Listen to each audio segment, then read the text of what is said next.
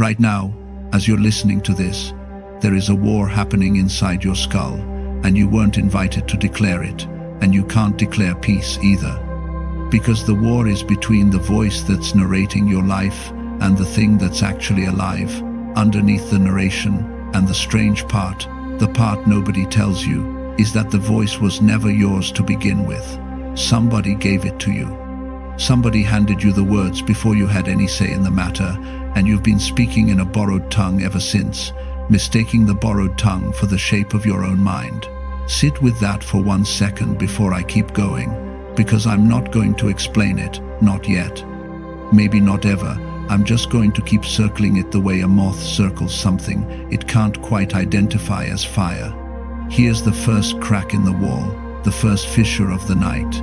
Every single authority you have ever obeyed, your parents, your teachers, your bosses, your government, your God, your own internal critic that wakes you up at 3 in the morning whispering that you're not doing enough. Every one of those authorities was, at some point, just a person, or a handful of people, who agreed on a story and then forgot they were the ones telling it. That's it. That's the whole trick. Authority isn't a force of nature. It's a consensus that has learned to disguise itself as gravity. And once you see that, you can't unsee it. And that's either the beginning of your freedom or the beginning of a very lonely kind of vertigo. And I am not going to tell you which one it's going to be for you. Let's ground this in something you already know, something ordinary, so we don't float away too fast. Think about the last time someone corrected the way you pronounced a word, or the way you held a fork, or the way you grieved too long, too short, too loud, too quiet, and you felt that hot flush of shame move through your chest before your thinking mind even caught up. That flush, that immediate bodily deference, that's not reasoning. That's older than reasoning. That's a nervous system trained, from the moment you could recognize a face, to scan the room for the source of approval and orient toward it like a plant orients toward light. Except light doesn't lie to plants. Light doesn't have an agenda. The people scanning your childhood for compliance often did, even when they loved you, even when they meant well, because they themselves were raised by other scanning systems. And so it goes. Authority replicating itself downward through generations, like a language passed from mouth to mouth until nobody remembers who spoke the first sentence. Now here's where it gets strange. Here's the turn, because you'd think, given all that, the answer is simple. Reject the voice, trust yourself, done, roll credits. But which self? That's the trapdoor. That's the part that swallows people whole. Because the self you'd be trusting was assembled by the very authorities you're trying to escape.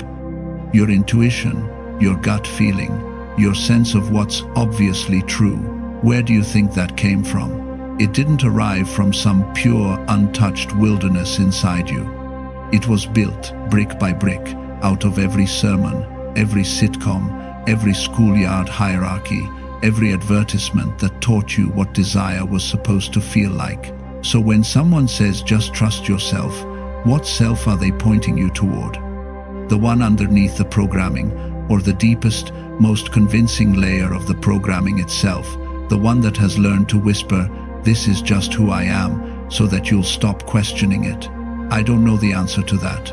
I want to be honest with you about that right at the top, because if I pretended to know, I'd be doing exactly the thing I'm asking you to be suspicious of. Let's go somewhere else for a second, somewhere that might feel like a detour, but isn't. There are languages and linguists have documented this for decades, that don't let you make a factual claim without also encoding how you know it. Not, "the rain is coming," but something closer to, "the rain is coming, and I know this because I saw the clouds," or "the rain is coming, and I know this because someone told me," or "the rain is coming, and I know this because I inferred it." It's called evidentiality, and it's baked directly into the grammar, so that every time you open your mouth in one of these languages, you are forced, by the structure of speech itself, to reveal your source. You cannot smuggle second-hand belief in disguised as first-hand knowing. Imagine that. Imagine if English worked that way. Imagine if every time you said, "I believe in this," you were grammatically required to also say where that belief came from, whether you built it yourself out of raw experience or whether you inherited it, fully formed, from someone standing behind a podium or a pulpit or a parent's dinner table pronouncement. How many of your convictions would survive that kind of grammar? How many would collapse the second they had to name their source? That's not a rhetorical flourish. I actually want you to sit with that question later tonight, after this is over, and I promise you it will not resolve neatly, and that's the point. Because resolution is a kind of authority too, the authority of a tidy ending, the authority of a moral, and I am suspicious of tidy endings. The same way I'm suspicious of anyone who tells me exactly how I should feel about my own life in under 60 seconds. Now, back to the ground, because we've been up in the clouds a minute too long, and I don't trust anyone, including myself, who stays up there without coming back down to check their footing. Think about your own body, right now, in this exact moment, sitting or walking or lying down somewhere, listening to a stranger's voice pour into your ears through a piece of technology that didn't exist for most of human history. Notice that your body already knows things. Your mind hasn't caught up to the tension in your shoulders that's been there for hours, and you only just noticed it because I mentioned it. The way your breath just changed slightly the moment I asked you to pay attention to it, that's not nothing. That's a form of knowing that precedes language, precedes authority, precedes the entire apparatus of being told what to think. Some of the oldest ritual traditions on this planet, traditions built around trance states, rhythmic drumming, plant medicines used in tightly held ceremonial contexts by cultures who spent millennia refining the practice, were essentially technologies for getting the talking mind out of the way long enough to let that older, wordless knowing speak. Not to hand you an answer, to relativize the voice in your head that thinks it's the whole show. And here's the tension I want to leave hanging in the air, because I'm not going to resolve it. If the wordless knowing in your body is also shaped by culture, and it is, your nervous system was calibrated by everyone who ever touched you, praised you, punished you, ignored you, then is there any part of a human being that is actually, finally, uncontaminated? Or is the search for an authentic self underneath all the layers of authority a bit like peeling an onion looking for the core, only to discover that the onion is entirely, structurally, made of layers, and there was never a secret center waiting underneath? Sit with that. I'm not going to rescue you from it. Let's shift again. Because if I stayed in that particular ache too long, you'd start looking for the exit, and I don't blame you. So let's move sideways into myth for a moment. Because myth is where cultures have always hidden their most dangerous questions, disguised as bedtime stories, so that children could absorb them before the questions became too frightening to ask directly. Think about Prometheus, chained to a rock for the crime of handing fire to human beings without asking permission from the gods first. That story gets told as a story about punishment, about the cost of defiance, but notice what's actually encoded in it. The myth assumes, as a baseline fact, that knowledge belongs first to authority, and only secondarily, through theft, through transgression, does it belong to us. Every time that myth gets retold, and it gets retold constantly, in 1,000 disguises. In every story where a hero is punished for asking a question they weren't supposed to ask, it's quietly reinforcing the idea that curiosity is a kind of crime, that the natural state of knowledge is guarded, gated, owned by someone above you, and that you should expect to suffer for wanting it directly. Now flip it. What if the liver that grew back every day, the one the eagle kept coming to eat, wasn't a punishment at all, but the most honest image anyone has ever created of what it costs to keep insisting on your own perception in a world engineered to make you doubt it? Not a wound inflicted once. A wound you have to keep surviving daily, because the impulse to hand your judgment back to someone else, anyone else, a leader, a doctrine, an algorithm, regrows overnight like tissue. Every morning you wake up, and the temptation to be told what to think has grown back, fresh, hungry, and you have to fight it again. Not because you failed yesterday, because that's apparently just the metabolic cost of being a mind that insists on itself.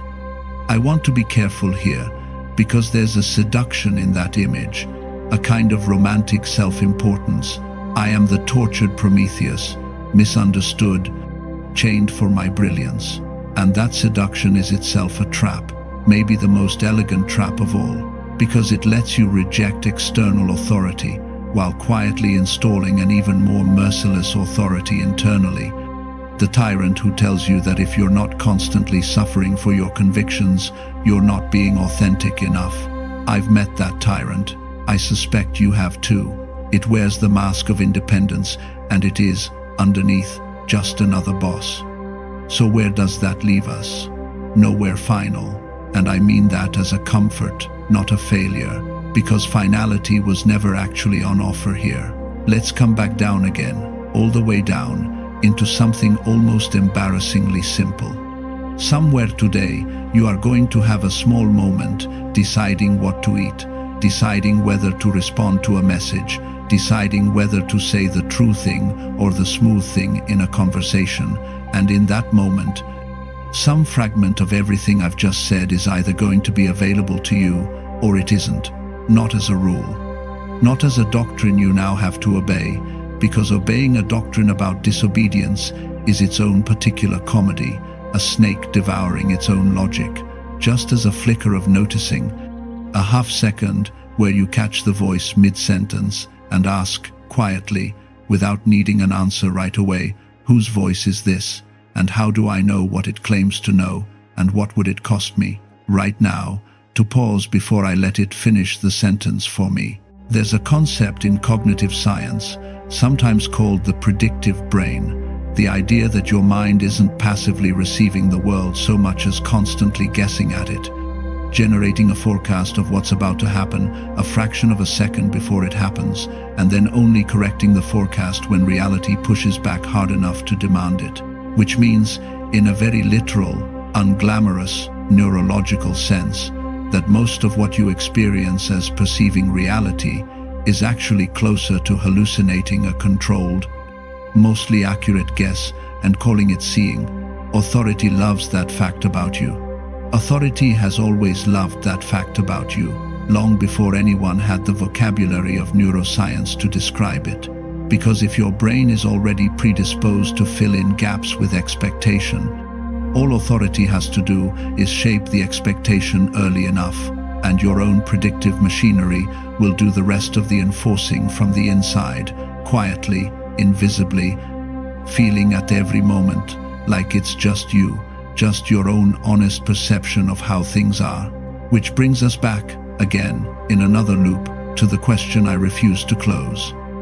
If perception itself is partly constructed, partly guessed, partly inherited from whoever got to your predictive machinery first, is trusting yourself even a coherent instruction?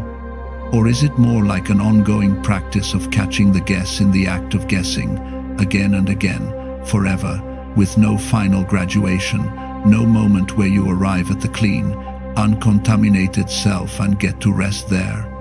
I think it might be the second one. I hold that loosely. Ask me again in a year and I might tell you something else. And if that unsettles you, sit with why a voice changing its mind unsettles you more than a voice that never does. There's a small, strange comfort I want to leave folded into this before we drift onward.